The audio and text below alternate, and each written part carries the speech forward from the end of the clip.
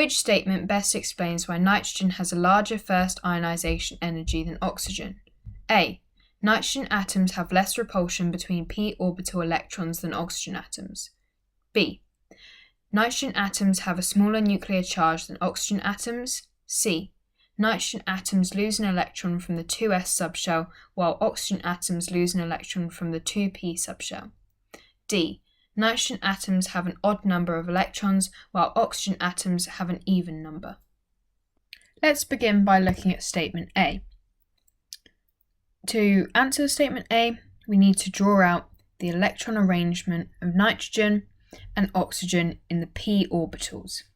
So p orbitals would be 3 squares, as I'm drawing. And if we look on a periodic table, we notice that nitrogen in the p block is 3 away or into the p block. So its arrangement would be 1 electron spinning up in each p orbital.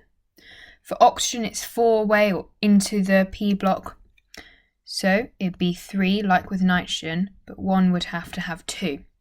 And therefore oxygen would have more repulsion between these 2 electrons with the same charge, and then they're going to repel each other. Whereas nitrogen is a lot more stable, there's less repulsion, therefore A is correct. However, let's check the other options and see that we can confirm that A is correct. For B, well, it's saying that nitrogen has a smaller nuclear charge.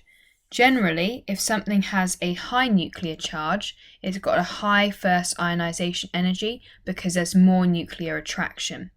Therefore, this doesn't really fit the fact that nitrogen has a higher first ionization energy. So our answer is not B.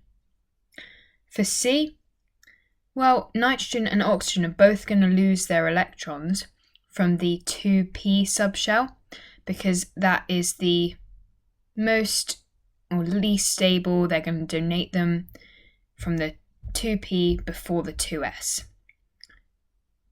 Then, for D, nitrogen atoms have an odd number of electrons while oxygen atoms have an even number of electrons.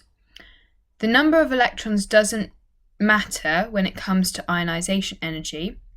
We know this because the general trend of ionization energy across the periodic table is a diagonal line from left to right.